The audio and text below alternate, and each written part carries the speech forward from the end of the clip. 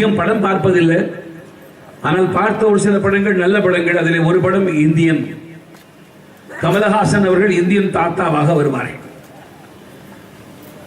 அதில் ஆர்டிஓ ஆஃபீஸில் லஞ்சம் வாங்குவான்.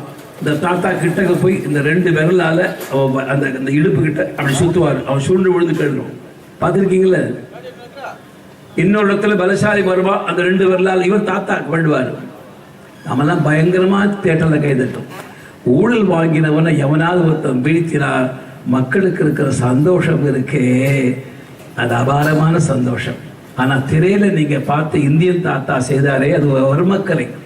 நான் அந்த வர்மத்தை நான் இப்போ உங்களுக்கு சொல்லித்தரேன், கவனமாக கேளுங்க. இது 2 விரல் வர்மம் இல்லை, 1 விரல் வர்மம்.